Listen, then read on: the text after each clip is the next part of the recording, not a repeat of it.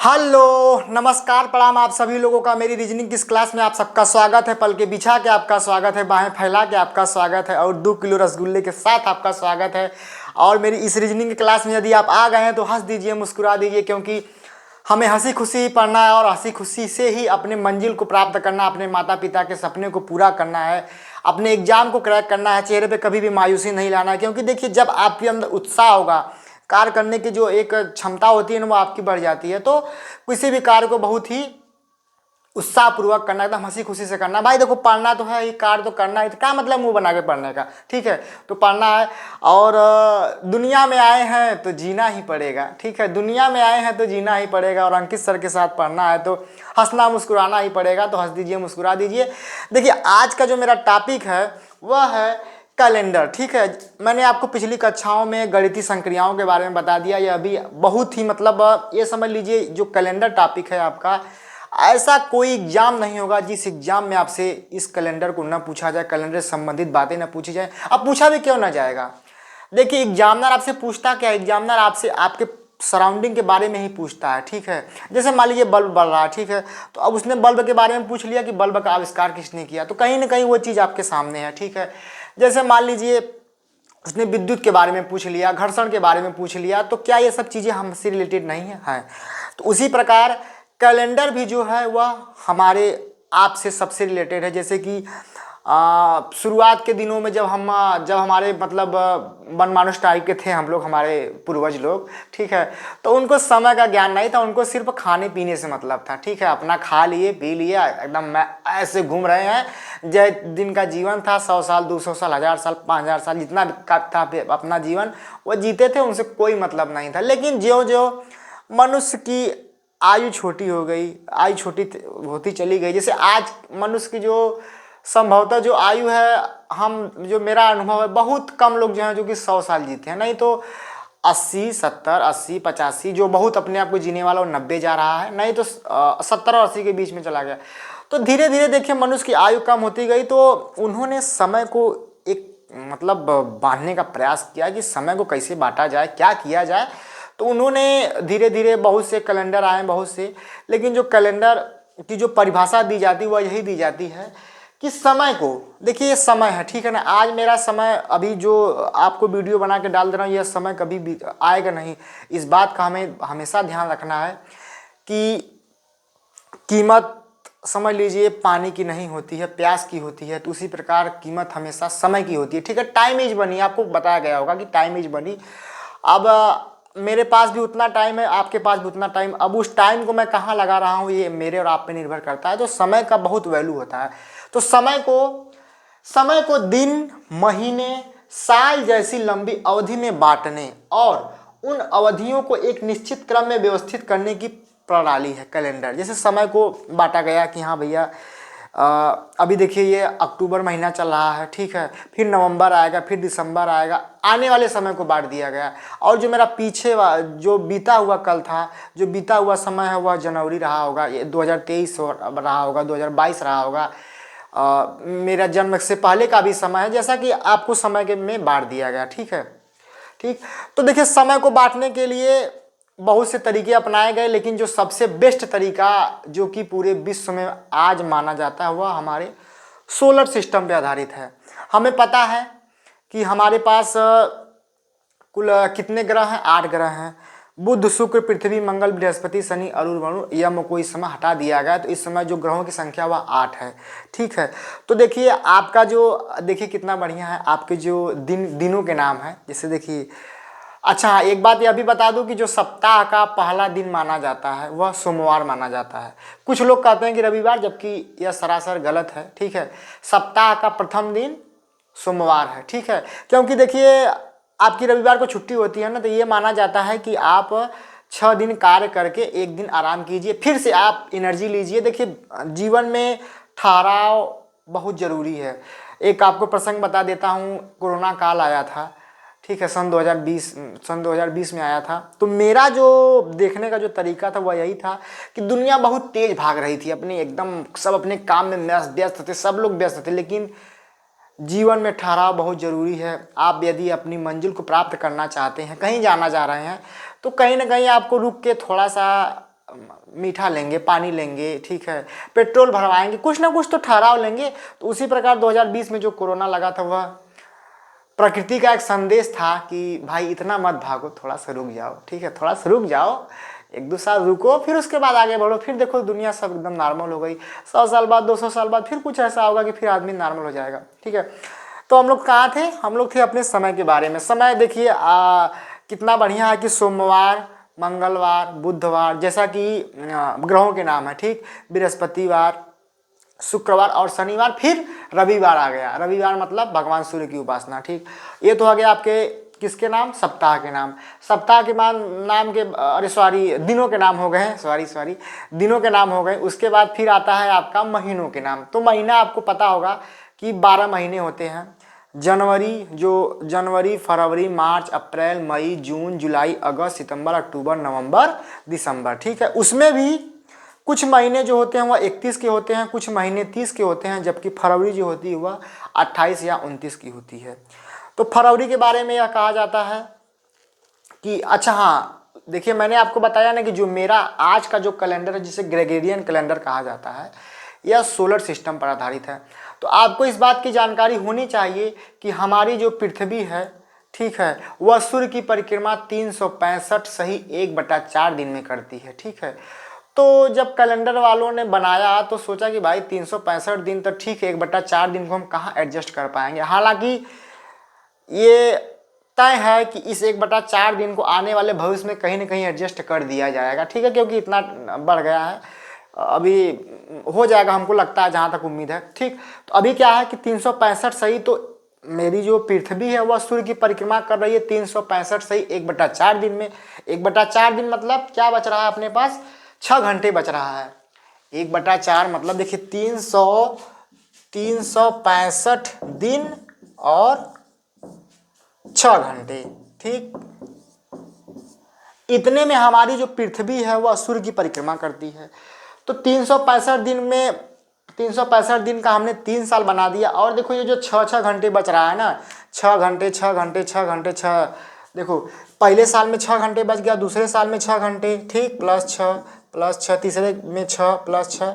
अब देखो चौथे साल में जो ही +6 होगा, ये +6 ना होकर के हो जाएगा 24 घंटा। और हमें पता है कि एक दिन में कितना घंटे होता है? 24 घंटे। तो इसीलिए जिस वर्ष में 366 दिन होते हैं, ठीक है, उसे हम लीप वर्ष कहते हैं। तो इसको आप लिख सकते हैं या फिर याद कर सकते हैं कि लीप वर्ष वह वर्ष होता है जिसमें फरवरी 29 की और उस वर्ष में 366 दिन होते हैं, जबकि सामान्य वर्ष में 365 दिन होते हैं। हाँ, इसको लिखना ही पड़ेगा, इसको आपको लिखना ही पड़ेगा, क्योंकि आप लोग थोड़े से नए हैं, कुछ लोग नए होंगे, कुछ लोग पुराने होंगे, कुछ लोग बहुत ही पुराने होंगे, कुछ लोग हमसे ज़्यादा जानकार होंगे, कुछ लोग अभी सीख रहे होंगे कैलेंडर होता क्या है। तो सबके लिए है ये वीडियो, ठीक है। देखिए आप लिखेंगे सामान्य वर्ष में, सामान्य वर्ष में 365 दिन होते हैं, ठीक।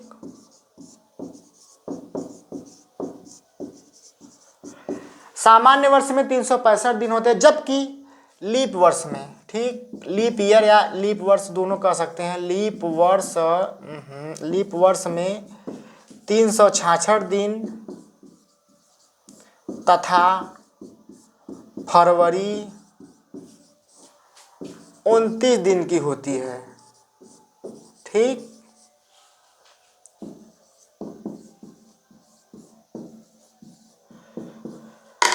हाँ, आपको ये पता होना चाहिए कि सामान्य वर्ष में 365 दिन होता है, लीप वर्ष में 366 दिन होता है, इससे आपको नहीं जानना है, ठीक। इसके बाद आपसे अच्छा हाँ, एक चीज़ ये हो गया, 365 दिन हो गया, 366 दिन हो गया। उसके बाद आपसे यह पूछा जाएगा, जैसे मान लीजिए कि आपसे यह पूछा जाए कि जैसे मान लीजिए आज आपका मान लीजिए बृहस्पतिवार है, ठीक। तो कितने दिनों बाद फिर पुनः बृहस्पतिवार आएगा? कितने दिन के बाद पुनः उसी दिन की पुनरावृत्ति होती है? तो 7 दिन बाद, ठीक है ना। जैसे मान लीजिए आज अगर 24 तारीख है तो 24 में 7 जोड़िए कितना होता है 31 तारीख। 31 तारीख को फिर वही आपका गुरुवार पड़ेगा। जैसे मान लीजिए किसी 9 तारीख को सोमवार है तो आपको पता करना है कि अगला सोमवार कब पड़ेगा, तो 9 में कितना जोड़ेंगे 7। 9 में यदि हम 7 जोड़ दिए तो 16 तारीख को फिर से सोमवार आ जाएगा। ठीक है, इतना देर नॉर्मल बात है, फिर भी कोई दिक्कत नहीं है।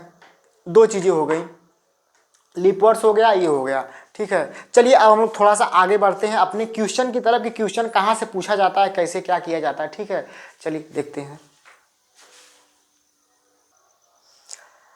देखिए, लीप वर्ष के बारे में जो कहा जाता है वह नॉर्मल सी परिभाषा दी जाती है कि जो वर्ष 4 से विभाजित होता है उसको हम लीप वर्ष कहते हैं, या फिर जिस वर्ष के अंतिम 2 अंक 4 से विभाजित होते हैं तो उसे हम लीप वर्ष कहते हैं। लेकिन उसमें एक अपवाद है। देखिए, हर चीज़ का विरोध होता है, इनका विरोध हो गया कि प्रत्येक शताब्दी वर्ष लीप वर्ष नहीं होता है। जैसे मेरा शताब्दी वर्ष का पहले मतलब समझिए कि शताब्दी वर्ष का मतलब क्या होता है। देखिए, शताब्दी वर्ष का मतलब होता है, ठीक, अभी देखिए जैसे हमारा क्या चल रहा है सन 2024। अब देखो 2024, अब ये बताओ 20वां तो पूरा हो गया है ना, ये 2024 चल रहा है। इसका मतलब ये जो शताब्दी है ये 21वीं शताब्दी है। आपको पेपर में या फिर कहीं बहुत जगह आपको सुनने मिलेगा कि भैया ये लोग 21वीं शताब्दी के लड़के हैं। ठीक, किस शताब्दी के लड़के हैं? 21वीं शताब्दी के। मतलब 2001 से लेकर 3000 तक सब कितना हो जाएगा? 21वीं शताब्दी होगा। अच्छा, इसको छोड़िए, आप पहले शताब्दी का मतलब समझिए क्या होता है। शताब्दी में मुझको बताना था, जैसे मान लीजिए मैंने कहा पहली शताब्दी। कौन सी शताब्दी? पहली शताब्दी मतलब जैसे देखो ये शताब्दी वर्ष है, ये 100वां है। ठीक, 100 मान लो कि आज चल रहा है 2024, तो कभी न कभी सन 100 तो आया ही होगा, पक्का है ना। फिर उसके बाद सन 200 आया होगा। ठीक, फिर उसके बाद सन 300 आया होगा, फिर उसके बाद सन 400 आया होगा, फिर उसके बाद सन 500 आया होगा, फिर 600, फिर 700, 800, ऐसे ऐसे करके सन 2000 भी एक टाइम आया होगा। ठीक है, और उसके बाद 1996 भी आया होगा, 2004 भी आया होगा, 2008 भी आया होगा, 2003 भी आया होगा। ठीक है, 2004 भी आया होगा, 2006 भी आया होगा, बहुत कुछ आया होगा। आप समझिए बात को। शताब्दी मतलब जो 100 का मल्टीपल हो। क्या हो? 100 का मल्टीपल हो।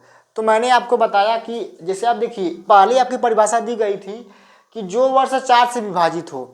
तो देखिए आप यदि सन 100 को 4 से विभाजित करेंगे तो जो सन 100 है वह 4 से तो विभाजित हो जाएगा, लेकिन दूसरा अपवाद भी हमेशा याद रखना है कि क्या देखो ये शताब्दी वर्ष है ना जी, तो 4 से तो विभाजित हो गया, लेकिन जो उसकी मूल परिभाषा है जो उसका ही है कि शताब्दी वर्ष जो होना चाहिए वह 400 से विभाजित होना चाहिए। ठीक है, जैसे देखो अब आपसे पूछा जाएगा कि क्या सन 100 लीप ईयर था, तो आप कहेंगे कि सर जी सन 100 तो 4 से विभाजित है, होना चाहिए, लेकिन नहीं है। क्यों?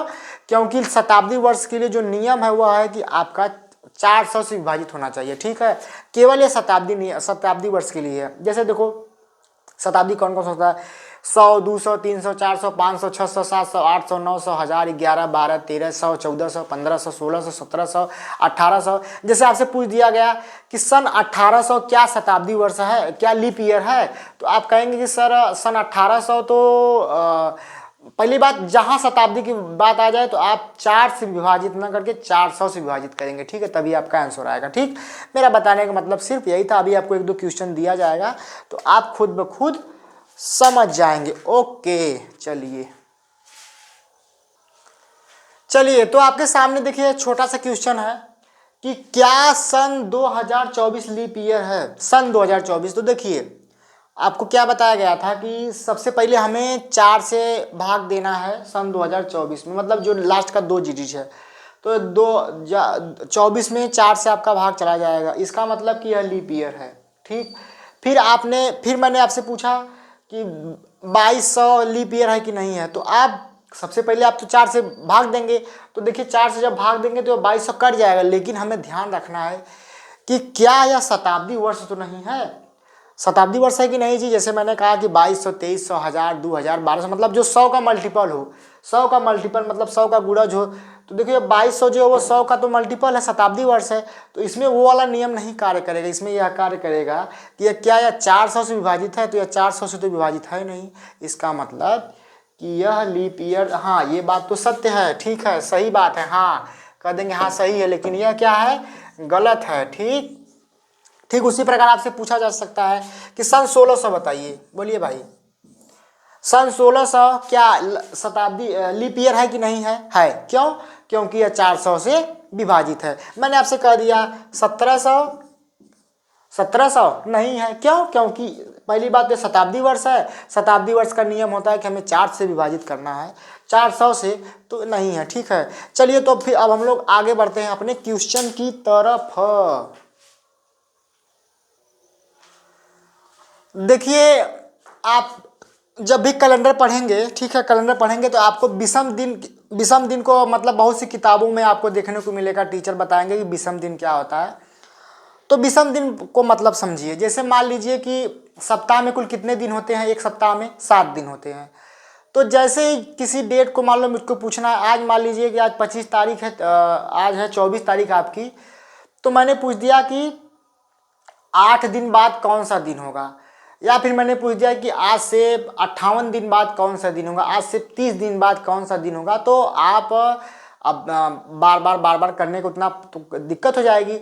तो होता क्या है, विषम दिन क्या होता है, विषम दिन में सीधा सीधा हम लोग जैसे आपसे जितना पूछा जाएगा उसमें 7 का भाग देंगे। जैसे देखिए सामान्य वर्ष में विषम दिनों की संख्या 1 होती है। अब एक ये आया कहाँ से? अच्छा ये बताइए सामान्य वर्ष में कुल दिनों की संख्या कितनी है? 365। ओके, और 365 में हम 7 का भाग देंगे, 7 का भाग दीजिए, 7 पचे 35, और ये आपका आ जाएगा 1, 5, 7 दूनी 14।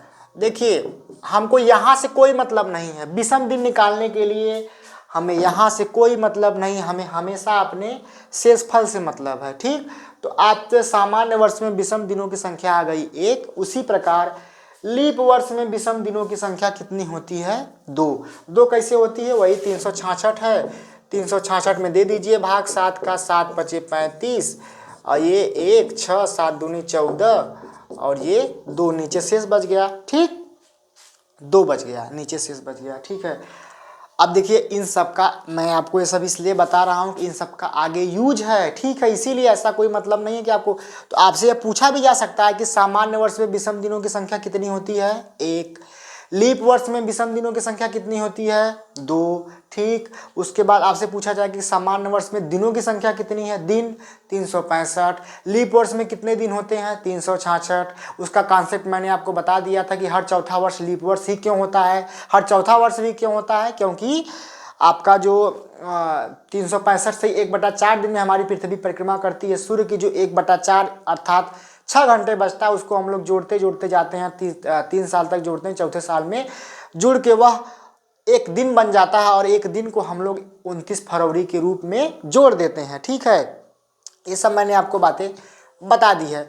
अब देखिए कुछ क्वेश्चंस, एक चीज़ आपसे पूछा जा सकता है कि 100 वर्ष में कितने विषम दिन होते हैं? ठीक, तो इस चीज़ को लगा देते हैं। ठीक है, लगाते हैं, रुकिए 1 मिनट, आपको क्वेश्चन में देता हूँ। ठीक, चलिए बताइए, ये क्वेश्चन है आपके सामने कि यदि आज गुरुवार है तो आज से 3 दिन बाद कौन सा दिन होगा? तो आप एकदम आसानी से बता सकते हैं कि यदि गुरुजी आज गुरुवार है तो 3 दिन तो आप ऐसे उंगली पर गिन के बता सकते हैं कि गुरु मतलब बीफे के बाद शुक्र, शनिचर, इतवार। ठीक है, आज से 3 दिन बाद मतलब यही होता है। ठीक है, तो आपका आ जाएगा, कौन सा दिन आएगा? रविवार। अरे बीफा, यह था शुक्र, शनिचर, इतवार आ गया। ठीक है, अब लेकिन अब देखिए जो मैंने आपको विषम दिन का कॉन्सेप्ट बताया था उसका यूज कहाँ है। जैसे यदि आज सोमवार है तो 20 दिन बाद कौन सा दिन होगा? ठीक है, यदि आज सोमवार है तो 20 दिन बाद कौन सा दिन होगा? तो अब बताइए, आज सोमवार है तो फिर आप उसमें 7 जोड़ेंगे, फिर 7 7 7 7, तो मतलब देखिए 7 दिन बाद पुनरावृत्ति होती है, ठीक। तो क्या करेंगे हम लोग, इस 20 में भाग दे देंगे 7 का, क्या का भाग देंगे 7 का, 7 दूनी 14। कैलेंडर की सवाल हल करते समय आपको भागफल से कोई मतलब नहीं है, केवल केवल आपके विषम दिन से मतलब है, मतलब शेषफल से मतलब है। देखिए सोमवार है तो सोमवार है तो 6 दिन आ गया, तो इसमें सोमवार में 6 जोड़िए, सोमवार के बाद मंगल बुध बीफा शुक्र शनिचर अतवार, दोनों में आ गया अतवार मतलब रविवार। ओके चलिए अब देखिए फिर मैं इसके आगे आपको अगला क्वेश्चन बताता हूं। देखिए आपके सामने क्वेश्चन है कि यदि किसी महीने की 2 तारीख को मंगलवार है तो उस महीने की 29 तारीख को कौन सा दिन होगा, ठीक है। तो वही अपना विषम दिन वाला कॉन्सेप्ट हम लोग लगाएंगे। देखिए 2 है, उसके बाद 29 तारीख, कै दिन बढ़ रहे हैं हम लोग, 27 दिन ना। लेकिन 27 में किसका भाग देंगे, सबसे पहले हम लोग 27 में भाग देंगे 7 का, 7 तिरिक 21, आ गया आपका शेषफल 6। हमको इस 6 से मतलब है, ठीक, 6 से मतलब है। तो हम लोग कौन सा दिन था, मंगलवार था, मंगलवार में 6 जोड़िए। मंगलवार देखो जोड़ने का मतलब यह है कि मंगलवार के बाद बुध बीफा शुक्र शनिचर इतवार सोमवार, ठीक, ये आपका आ जाएगा सोमवार, ठीक। अब देखिए यदि 1 जनवरी को रविवार है तो 31 जनवरी को कौन सा दिन होगा। अच्छा बताइए, एक को और फिर 31 को, कितने दिन हम लोग आगे बढ़ रहे हैं, 30 दिन। अब 30 में आप लोग भाग दीजिए 7 का, कै शेषफल बचा 2, तो हम लोग इस रविवार में 2 जोड़ देंगे। रविवार के बाद सोमवार मंगलवार, यहाँ देख रहे हैं ना, रविवार को नहीं, देखो रविवार में 2 जोड़ना है भाई, तो रविवार के बाद सोमवार और मंगलवार, ठीक, ऐसे करना है। ये आपका हो जाएगा मंगलवार।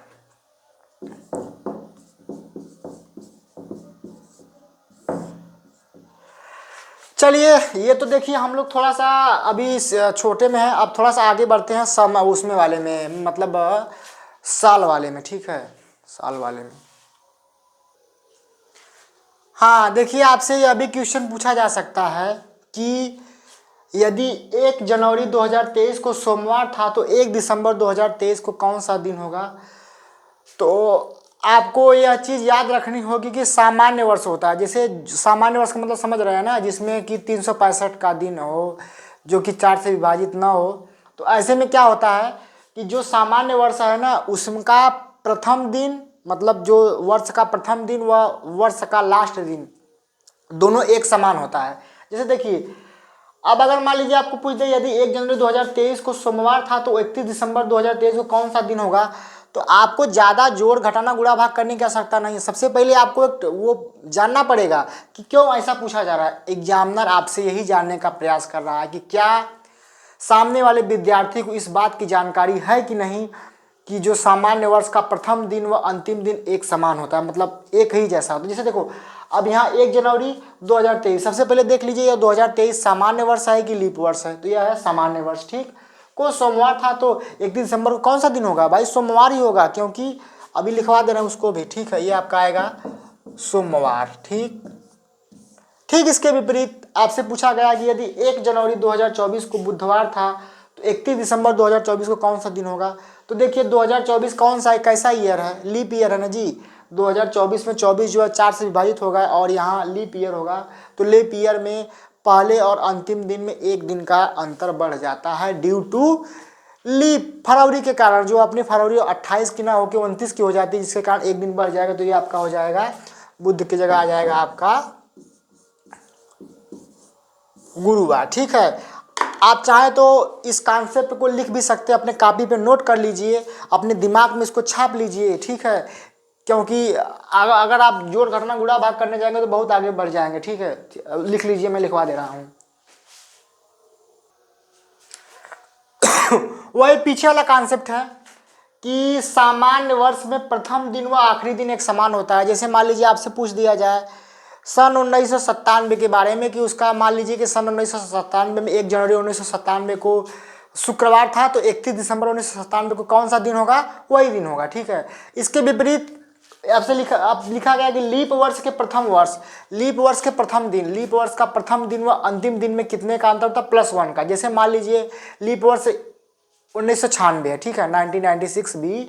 हाँ, ये अभी आपका लीप वर्ष है, सन 2000 भी आपका लीप वर्ष है, ठीक है। तो अगर मान लीजिए आपसे कह दिया जाए कि 1 जनवरी 1996 को मंगलवार था, तो 31 दिसंबर 1996 को कौन सा दिन होगा? वही दिन होगा, ठीक है। नहीं, सॉरी, एक बढ़ जाएगा, ठीक है, एक बढ़ जाएगा इसमें, आप समझ रहेंगे, ठीक है, एक इसमें बढ़ जाएगा, समझ गए बात को, ठीक। तो लीप ईयर का ये कॉन्सेप्ट हुआ। इसके बाद आपको एक सवाल और मैं बता रहा हूँ, ठीक है, कि क्या होता है, बताते हैं, बस रुकिए।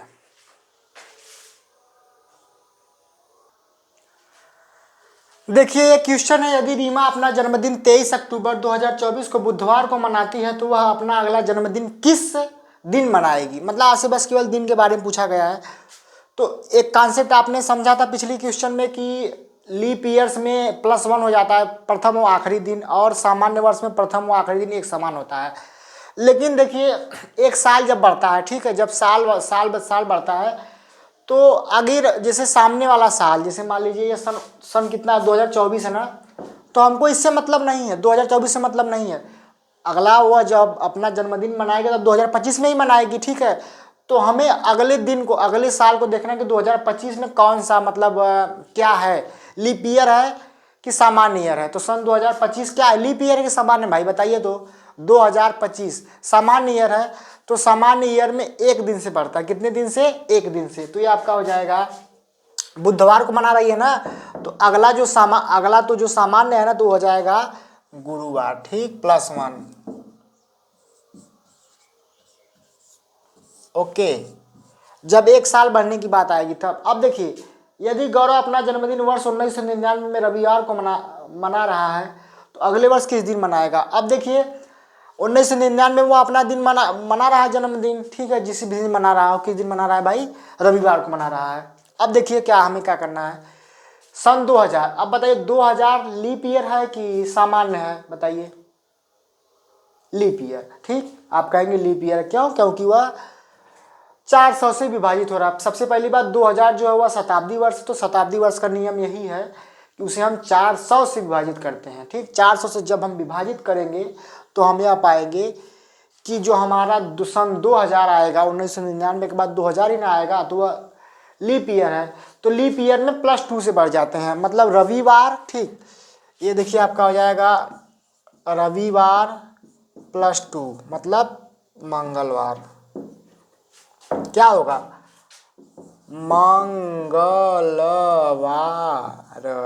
ओके। चलिए एक दो क्वेश्चन और देखते हैं, उसके बाद बताते हैं। चलिए बताइए, देखिए एक क्वेश्चन है आपके सामने, थोड़ा सा अच्छा देखिए, यदि 7 जनवरी 2003 को मंगलवार है तो 7 जनवरी 2004 को कौन सा दिन होगा? जैसा देखिए, मैंने आपको पिछले क्वेश्चन में बताया था कि हम अगले ईयर को देखते हैं कि 2004 कौन सा, 2004 कौन सा, कैसा ईयर है? लीप ईयर है कि सामान्य वर्ष है ये? बोलिए। तो यह एक लीप ईयर है। तो हमारी परिभाषा के अनुसार तो आपको 2 जोड़ना है, लेकिन 2 जोड़ेंगे तो दोस्त आपका आंसर गलत हो जाएगा। क्यों गलत होगा मैं बता रहा हूँ, देखिए समझिए, बात को समझिए, कॉन्सेप्ट कहाँ से क्रिएट होता है, ठीक। ये बताइए, जो हमने विषम दिनों की संकल्पना ली थी वह 7 से विभाजित करके ली थी। अब ये बताइए, जैसे मैं 7 जनवरी 2003 को मंगलवार है, तो 7 जनवरी 2004 को कौन सा दिन होगा? ये बताइए, क्या मैं फरवरी को क्रॉस किया? ठीक है, फरवरी को यदि मैं क्रॉस करूंगा तभी वह लीप ईयर के सभी मतलब मानकों को पूरा करेगा, ठीक है।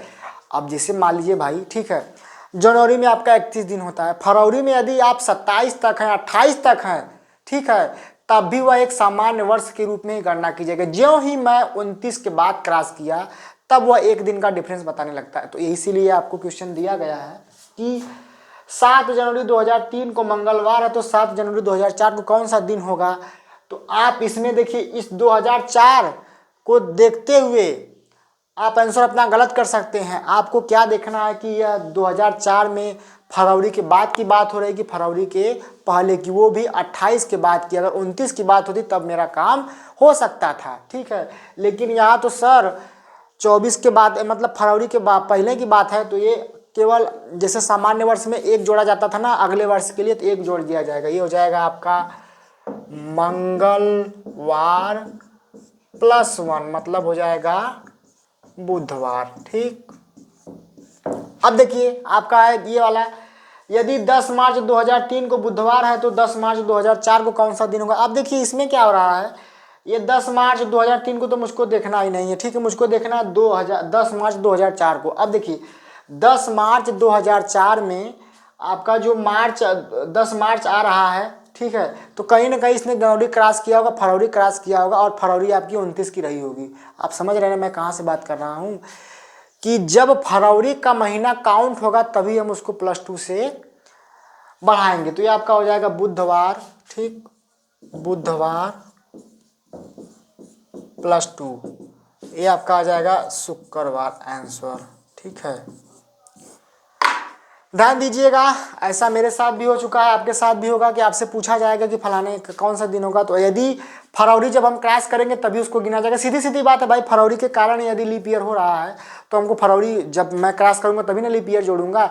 अब मैं जब फरवरी को क्रॉस नहीं कर रहा हूँ तो मैं कहाँ से जोड़ूंगा। ठीक है, तो ये 10 प्रश्नों की श्रृंखला थी, बहुत छोटी सी श्रृंखला थी। ठीक है, मैंने आपको समझाने का बताने का बहुत ही अपने तरफ से पूरा प्रयास किया और आगे प्रयास करूंगा। अभी इसका मैं 2-4 पार्ट और लाऊंगा, अभी बहुत कुछ इसमें बाकी है, तो अभी एक शुरुआत है। ठीक है, आशा करता हूं कि आप लोग खुश होंगे, मस्त होंगे, अपने काम में व्यस्त होंगे। और दीपावली का त्यौहार आने वाला है, बिहार का जो मुख्य पर्व है छठ आने वाला है, तो आपसे मेरी यही विनती रहेगी, आपसे मेरा विनम्र निवेदन रहेगा कि त्योहारों को बहुत ही सौहार्दपूर्ण तरीके से मनाएं। ठीक है, दीपावली का त्यौहार है, साफ सफाई का त्यौहार है, तो सबसे सर्वप्रथम आप लोग अपने आसपास पड़ोस में एकदम साफ सफाई को बनाए रखें, मेंटेन करें। ठीक है, क्योंकि घर बिना माई के, ठीक है, घर बिना माई के और संसार बिना सफाई के अच्छा नहीं लगता है। ठीक है, हम हो या आप हो, ठीक है, जहाँ आपको साफ सफाई रहेगा वहीं अच्छा लगेगा, और घर में सब हो। ठीक है, अगर घर पे मम्मी नहीं है तो वो भी अच्छा नहीं लगेगा। तो घर बिना माई के और संसार बिना सफाई के अच्छा नहीं लगता है। तो आप लोगों को साफ सफाई बनाए रखनी है, एक दूसरे का सहयोग करते रहना है। अपने आस मतलब बगल में जितने भी चौपाए हैं, चौपाए का अर्थ जैसे मान लीजिए कुत्ता हो गया और ये सब हो, इनका भी आपको ध्यान रखना है, क्योंकि इनको नहीं पता है सर कि खाने के लिए मतलब रोटी के लिए पैसा भी देना पड़ता है। ठीक है, तो अगर आपके पास अवेलेबल है तो दे दीजिए। ठीक है, फेंक दीजिए 2-4 मतलब कवर, कोई आपका घटने वाला नहीं है। ठीक है, क्योंकि वो अभी कहीं ना कहीं आपके भरोसे हैं और आपका भी कहीं ना कहीं उसे फायदा है। ठीक है, अगर आप अपनी सोच को अच्छा रखेंगे तब। बस यही सब करना था, इन्हीं सब विचारों के साथ आज के लिए मैं आपसे विदा लेना चाहता हूँ।